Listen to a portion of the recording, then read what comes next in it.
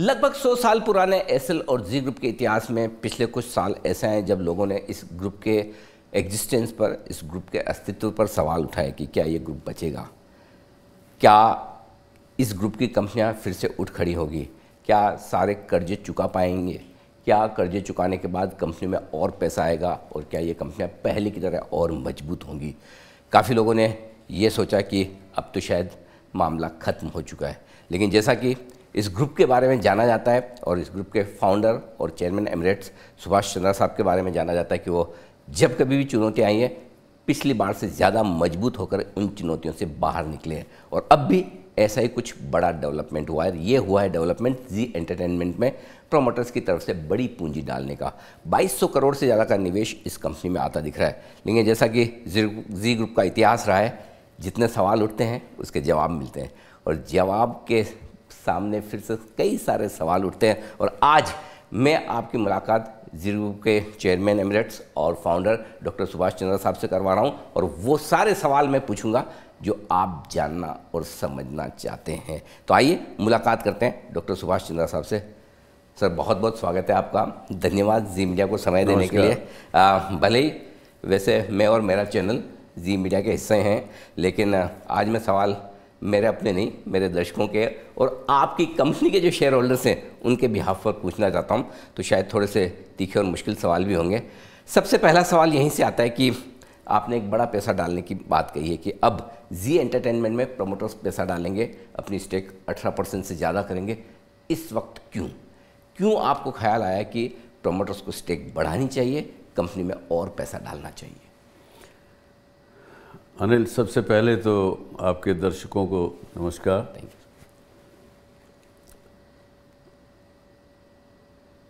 जैसा आपने कहा कि आप अपने जी बिज़नेस के दर्शकों के या आपके जो क्लाइंट्स हैं और हैं उनके जो मन में प्रश्न हैं वो पूछेंगे। पूछिए, भले ही सवाल तीखे हों, भले ही एम्बैरेसिंग हो, कैसे भी हों, मैं ज़रूर चाहूँगा कि आप सभी सवाल पूछिए और मैं भी बेबाकी से जवाब दूँगा। और सभी सवालों के जवाब मन से, दिल से देने के बारे में मैं जाना भी जाता हूँ जी। अब आपका प्रश्न पहला है कि इस समय में क्यों प्रमोटर फैमिली जी एंटरटेनमेंट एंटरप्राइज में अपनी साझेदारी क्यों बढ़ा रहे हैं और क्यों पैसा डाल रहे हैं जी। देखिए, ये जब 25 जनवरी 2019 को मेरी निजी पर्सनल बिजनेस यात्रा की पहली बार जो मैं फाइनेंशियल मार्केट्स में कमिटमेंट पूरी करने में फेल हुआ,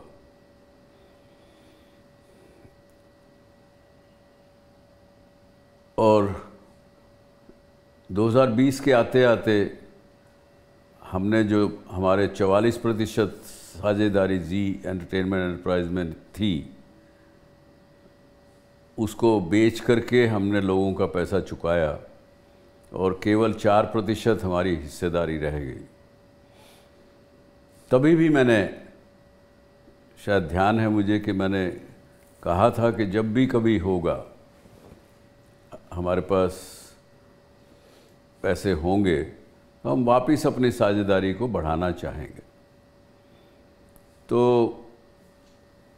हमने लगभग सभी के ही पैसे लोन चुकाए हैं। 40,000 करोड़ रुपए से ज़्यादा लोन चुकाया है।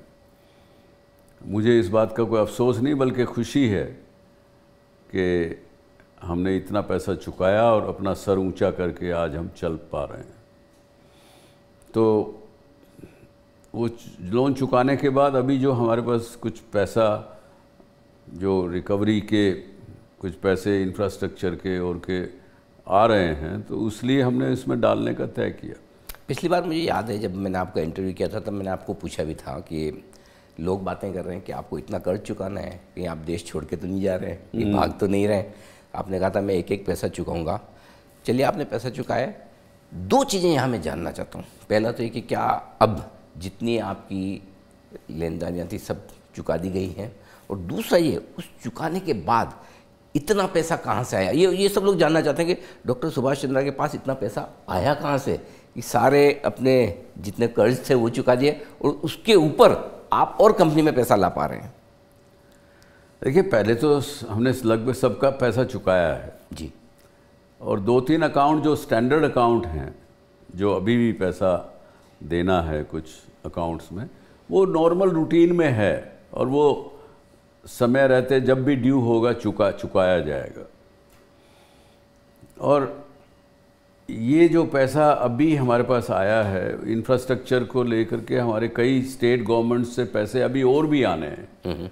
ये पैसे तब से 4-5 सालों से रुके हुए थे, ये आए हैं। अब मुझे किसी का चुकाना नहीं है, तो मेरी पहली प्रायोरिटी वापस थी कि जी में होल्डिंग अपनी वापस बढ़ाई जाए। तो कहीं कहीं पुराने फंसे हुए पैसे वापस आ रहे हैं। क्या आपको लगता है कि एक जो कुछ भी ग्रुप को फाइनेंशियली ये जो दिक्कतें आई, बीच बीच में आपके पेमेंट डिले हुए या देर से आपने दिए बाद में चुकाए, क्या इसके पीछे बिजनेस के खराब डिसीजंस थे या फिर वाकई में आपको जिससे आना था नहीं आया तो मैं आगे कैसे दूं? ये जो तकलीफ जब आई तो वो कई बिजनेस डिसीजन मेरे गलत थे।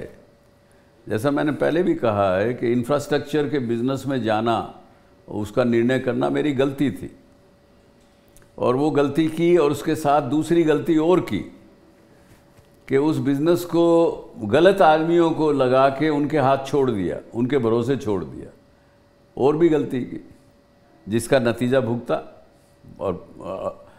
है। और आप जिस कंपनी की बात आज कर रहे हैं, ज़ील ने भी, जी एंटरटेनमेंट एंटरप्राइज लिमिटेड में कोई बिज़नेस की खराबी ना होते हुए, बिज़नेस में सब कुछ ठीक होते हुए, उस कंपनी का कोई डेट ना होते हुए भी, ज़ील के ऊपर भी हमारे ग्रुप की जो तकलीफ़ें थी उसकी वजह से बादल मंडराए, और कुछ भी नहीं था। आप वैसे तो सर एक बड़े मजबूत व्यक्तित्व वाले आदमी हैं, लेकिन आपका ये एक जो सॉफ्ट कॉर्नर वाला है या सॉफ्ट वाला जो एस्पेक्ट है, मैंने 2-3 बार इंटरव्यू में देखा है कि आप एक्सेप्ट भी करें कि हाँ मैंने कुछ बिजनेस डिसीजंस गलत लिए हैं, लेकिन अब ये जो डिसीजन है आपका स्टेक बढ़ाने का, इसके बारे में लोग जानना चाहते हैं कि अल्टीमेटली जो जी एंटरटेनमेंट के जो शेयर होल्डर्स हैं, माइनॉरिटी शेयर होल्डर्स हैं, उनको फ़ायदा कैसे, क्योंकि स्टेक तो आपकी बढ़ रही है, डाइल्यूशन भी हो रहा है, उन्हें कैसे फ़ायदा होगा? मुझे तो उल्टे बात है। आपका सवाल जो आप कह रहे हैं ठीक कह रहे होंगे, सवाल आपका सही होगा, लेकिन मुझे जो ज़ील के इन्वेस्टर रिलेशन के लोगों ने मुझे पिछले 8-10 महीने से जो बता रहे हैं, वो बल्कि यही बता रहे हैं कि minority share holder, institutional share holder ये कहता है कि भाई प्रमोटर 4% की साझेदारी होते हुए भी कंपनी को चला रहे हैं, तो उनका स्किन इन द गेम कहाँ है, उनका अपना क्या जाता है, क्या बिगड़ता है। तो इसलिए वो लोग अनकंफर्टेबल थे, और साथ में ये भी था उन लोगों को कि भाई ये इन लोगों के, इन प्रमोटर ग्रुप के अलावा कोई दूसरा चला भी नहीं सकता इस कंपनी को, क्योंकि ये कंपनी एक इतना बड़ा मॉन्स्टर बन चुकी है, इतना बड़ा बिजनेस ये खड़ा हो चुका है कि हर एक आदमी का बस का नहीं है इस कंपनी को चलाना। तो माइनॉरिटी शेयर होल्डर चाहते हैं कि हमारी स्टेक बढ़े, ये बड़ा कारण रहा मेरा इसके अंदर अब ये निर्णय करने का। लेकिन साथ ही सर एक दूसरे तरह के कुछ इन्वेस्टर्स हैं जो है तो माइनॉरिटी, लेकिन वो इंस्टीट्यूशनल इन्वेस्टर्स जिन्हें कह सकते हैं, कोई फंड तरह के, वो सोचते हैं कि अरे फिर से डॉक्टर सुभाष चंद्र आ गए कंपनी में, तो अब क्या होगा आगे। क्योंकि क्या है कि उन्हें ये एक बात पक्की कि आपकी कॉर्पोरेट राइवलरी, आपके इतने पूरे कॉर्पोरेट्स में कितने दुश्मन हैं सब जानते हैं, और वो इस वजह से भी कि आप बड़े मजबूती से किसी के भी सामने खड़े होते हैं, लेकिन वो सब भी आपकी एक बात के लिए तारीफ ज़रूर करते हैं कि इस बंदे में दम बहुत है और अपनी बात के लिए अड़ जाता है, खड़ा रहता है। शायद ये वजह रही कि आपको काफ़ी मुश्किलें भी झेलनी पड़ी। अब बड़ा सवाल ये कि वापस से अगर आप एक्टिव रोल में आकर जी एंटरटेनमेंट को देखेंगे तो जो लोगों के मन में है कि विजन आपका जो है, इसके बारे में आपके दुश्मन भी आपकी सराहना करते हैं कि आप समय से बहुत आगे, बहुत ज़्यादा सोचते हैं, लेकिन एग्जीक्यूशन को लेकर हमेशा क्वेश्चन मार्क। अनिल जी, मुझे लगता है आप सीधा सवाल पूछने से घबरा रहे हैं। ना बिल्कुल ऐसा नहीं है। हाँ, मैं बताता हूँ आप सवाल क्या करना चाह रहे हैं, जिसके लिए झिझक भी रहे हैं। आपका ये कहना है कि अगर सुभाष जी वापस कंपनी में आ गए तो जो काम पहले लोगों के मन में है कि सुभाष जी ने जी में से पैसा निकाल लिया, कहीं ये दोबारा तो शुरू नहीं हो जाएगा, ये सवाल आप करना चाहते थे लेकिन आप शर्मा रहे थे। मैं आपको बताता हूँ अनिल जी क्या है, ये एक दुर्भाग्य की बात है। आज सेबी ने हम पर, मुझ पर और मेरे बेटे जो एमडी सीईओ हैं इस कंपनी के, पुनीत के ऊपर ये इल्ज़ाम लगाया कि हमने 200 करोड़ रुपया कंपनी से निकाला। अब उसके सारे प्रूफ हमने दे दिए कि भाई नहीं निकाला, कहाँ से पैसा आया, कैसे वो कंपनी को वापस दिया। कंपनी के पैसे यस बैंक ने कंपनी की एफडी एनकैश की, नाजायज़ एनकैश की। फिर भी हम कह सकते थे हम क्या करें, लेकिन हमने फिर भी वो 200 करोड़ रुपया अपने शेयर बेच करके कंपनी को वापस दिए। अब कहीं ना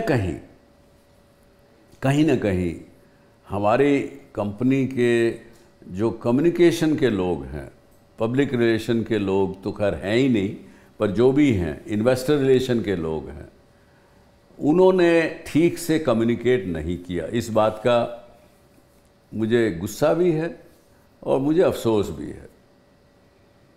जो व्यक्ति 40,000 करोड़ रुपया लोगों का दे रहा है, कर्जा चुका रहा है, वो क्या अपनी कंपनी जो कि मेरी बच्चे के बराबर है, वो कंपनी नहीं है, वो मेरे बच्चा है, ये जी एंटरटेनमेंट एंटरप्राइज, मैं क्या उसको नुकसान पहुंचाऊंगा, उससे पैसे निकालूंगा? बात तो सही है। केवल कम्युनिकेशन की कमी रही। और दुर्भाग्य से एक और बात रही, जो पुनीत ने सीईओ के नाते यहाँ पे कई बड़े सीनियर एग्जीक्यूटिव रख लिए थे, 15-15 करोड़ 20-20 करोड़ रुपए साल की तनख्वाह के लोग, जिन्होंने नुकसान किए इस कंपनी के।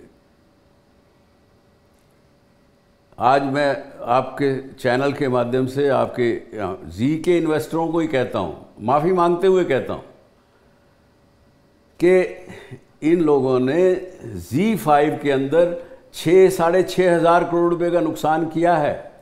माय गॉड, ये नहीं बताएंगे, ये बताया नहीं कि हमने नुकसान किया। प्रमोटर ने पैसा निकाला ऐसा लोग कह रहे हैं, चुपचाप सुन रहे हैं। तो कहीं प्रमोटर ने कहीं ना कहीं, ये हो सकता है आज किसी मुसीबत में आ गए, आज किसी की दिक्कत आ गई, कुछ आ गया, कभी 150 करोड़ रुपया ले लिया होगा झील से, उसको 5 दिन बाद वापस दे दिया होगा, इतना जरूर किया हो सकता। लेकिन झील से पैसा नहीं निकाला प्रमोटर्स ने। आज मैं पहली बार ठोक के डंके के चोट पर कह रहा हूं। तो आप और नहीं, दूसरी बात मुझे पूरा कहने दीजिए। जी जी जी जी। दूसरी बात, मैं नहीं आ रहा हूं कंपनी में। आप जो कह रहे हैं कि एक्टिवली आप आ रहे हैं और एक्टिवली आप चलाएंगे, अभी भी कंपनी पुनीत ही चला रहा है, अमित और पुनीत दोनों चला रहे हैं। मुझे बोर्ड के चेयरमैन ने और बोर्ड ने कहा कि आपको यहाँ पे हमको आके एडवाइस देनी पड़ेगी। उन्होंने बल्कि एक रेजोल्यूशन का हवाला दिया जब मैंने रिज़ाइन किया था बोर्ड से जी। उसका हवाला दिया कि आपने कमिट किया हुआ, तो इसलिए मैं वापस आया in the sense I am advising whenever they need, whenever the management of the company, Puneet, board wants my advice in anything, I am there to advise.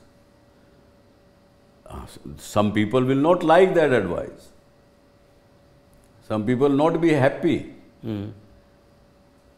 क्योंकि जब मैं 18 तक मैं कंपनी में एक्टिव एज ए चेयरमैन था, it was a very excellent combination of Puneet and Subhash Chandra.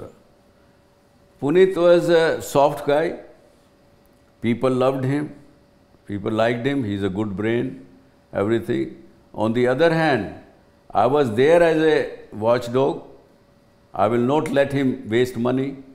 It's very easy in this company, in this business of entertainment, in the film industry. एक film आप वही 5 करोड़ की भी खरीद सकते हो और उसी फिल्म को 50 करोड़ की भी खरीद सकते हो, कोई रेट कार्ड नहीं है. राइट. फिल्मों का लोग भले बैठे हुए हैं यहाँ पे आपको आपसे पैसा खींच लेने के लिए. राइट. वो मैं नहीं होने देता था.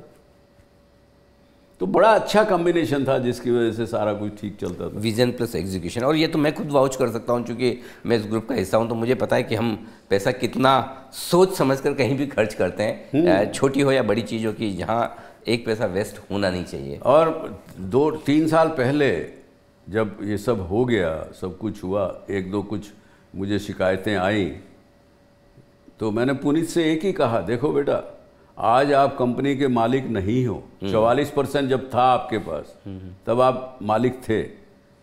आज आप मालिक नहीं हो, आप केवल 4% के हो. आप कस्टोडियन हो 96% शेयर होल्डर के पैसे के. आपको कोई अधिकार नहीं जाता कि किसी को गलत पैसा कंपनी का दे दो. ये बात कहने वाला मैं पहला व्यक्ति था. तो आपको लगता है कई बार क्या होता है कि बढ़िया कमाई हो रही है, सब कुछ बढ़िया चल रहा है, तो पैसा खर्च करते वक्त थोड़ा सा हाथ खुला हो जाता है, यही छोटी सी गलती हुई है, बाकी और कुछ नहीं? गलतियां हो वही गलतियां हुई हैं. कभी कोई पैसा किसी वो डिजिटल के कुछ 1-2 कंपनियां इन लोगों ने ली, उसमें डाल दिया, वो कंपनी नहीं चली, वो कहीं 150 करोड़ रुपया कहीं ख़त्म हो गया, कहीं 200 करोड़ ख़त्म हो गया. वही गलतियाँ कहूँगा मैं. ठीक है. और वो एक्सपेरिमेंट किया उन लोगों ने, अपना सही सोच के ही किया. नहीं ठीक हुआ तो नहीं हुआ. जो आदमी ठीक काम करेगा, जो आदमी 100 निर्णय में से 90 निर्णय ठीक लेगा, 10 गलत भी लेगा. आपने बीच में भी सेबी का जिक्र भी किया. सेबी के साथ आपका रिश्ता जग जाहिर है, और शायद ही हिंदुस्तान में कोई ऐसा एक कॉरपोरेट होगा जिसमें ये हिम्मत हो कि सेबी के सामने खड़ा होकर कुछ बोल सके. आपने प्रेस कॉन्फ्रेंस की, उसमें मैं भी था, साक्षी था. आपने बहुत मजबूती से कई सारे आरोप लगाए भी. आपको क्या लगता है, मामला क्या है, क्या दिक्कत है, और क्या अब ये सेबी से रिलेटेड, क्योंकि कई सारे आपके इन्वेस्टर ये भी सोचते हैं कल को कहीं ऐसा तो नहीं कि सेबी से रिलेटेड कोई समस्या, कोई ऑर्डर फिर से तो नहीं आ जाएगा? सुनिए, मेरा आरोप केवल और केवल एक पर्टिकुलर इंडिविजुअल के नाम पर था, इंडिविजुअल पर था. वो आज वहाँ पे नहीं है, इसलिए मैं नाम भी नहीं लेना चाहता. लेकिन सेबी ने, हमने केवल आज 1983 में मेरा पहला इशू आया एसएल पैकेजिंग का, और दूसरा इशू 93 में जी का आया. हम 2 ही इशू किए हैं. मेरा सेबी से क्या संबंध आएगा इन 2 इश्यूज़ के अलावा? कभी नहीं. सेबी से मेरे बहुत अच्छे सबसे संबंध रहे हैं. यहाँ तक कि मुझे याद है आज भी, जब 93 में जी का इशू आया था, पब्लिक इशू जी, तो हमारा प्रोडक्ट क्या था? जब एडवर्टीजमेंट दी हमने पब्लिक इशू के लिए, हमारा प्रोडक्ट तो फिल्में, एंटरटेनमेंट, आर्टिस्ट, गाना बजाना, यही था जी. वो एडवर्टीजमेंट में जब उन्होंने पिक्चरें देखी फिल्म आर्टिस्ट की, स्टार्स की, तो सेबी के चेयरमैन उस समय के थे, उन्होंने फ़ोन किया इन्वेस्टमेंट बैंकर हमारे को कि भाई ये तो अलाउड नहीं है, ये सिने स्टार्स, हीरो हीरोइन को इस्तेमाल करना. कोई लॉ होगा सेबी का उस समय में. तो उसने मुझे फ़ोन किया. मैं कहा भाई हमारा तो प्रोडक्ट ही ये है, बिजनेस ही यही है, बिजनेस ही यही है. पहली बार ऐसा कोई इशू आया था. तो वो चेयरमैन उस समय के सेबी ने माना कि हाँ ये बात सही है आपकी, पर फिर भी मत करो यार. एक रिक्वेस्ट की उन्होंने, हमने उसके बाद से नहीं किया.